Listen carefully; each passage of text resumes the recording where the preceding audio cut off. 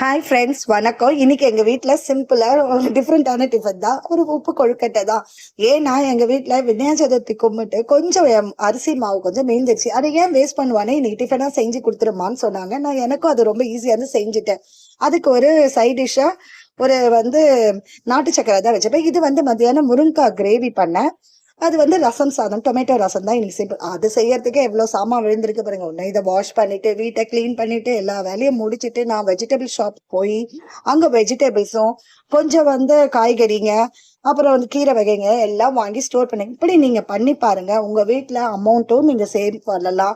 அதே டைம்ல உங்களுக்கு டைமும் சேவ் பண்ணலாம். ஈஸியா நீங்க ப்ரிப்பேர் வேலையும் நீங்க சீக்கிரம் முடிக்கலாம்.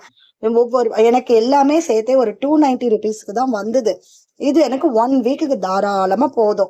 இப்ப நான் ஒரு மெசேஜ் சொல்ல விரும்புறேன். எல்லாரும் சொல்லுவாங்க, பெரிய பெரிய லெவல்ல அவங்க இருக்கிறாங்க பாருங்க அப்படின்னு சொல்லுவாங்க. அவங்க எல்லாம் முதல்ல 0ல இருந்து தான் பெரிய லெவலுக்கே வந்திருப்பாங்க. எல்லாரும் பெரிய லெவல் பத்தியே தான் யோசிப்பாங்க தவிர அவங்க 0ல இருந்து வந்ததை பத்தி யாருமே யோசிக்க மாட்டாங்க. அந்த 0 லெவல்ல இருந்து அவங்க வந்ததை அந்த லெவலை நம்ம தெரிஞ்சுக்கிட்டாதான் அந்த லெவலுக்கு நாங்க பெரிய லெவலுக்கு நம்ம நினைச்சு பார்க்க முடியும்.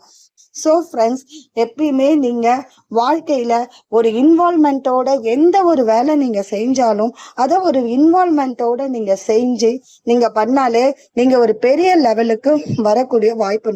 அதே மாதிரிதான் நம்ம வீட்டையும் நம்ம அழகா நம்ம ஒரு பிளான் பண்ணி நம்ம வச்சுனா நம்மளாலேயும் ஒரு பெரிய லெவலுக்கு நம்ம ஃபேமிலியை கொண்டு வர முடியும். இதுதான் அந்த பில்லு. நாங்க பில் காட்டுறோம் பாருங்க, இந்த bill. So happy home, be sweets, be com.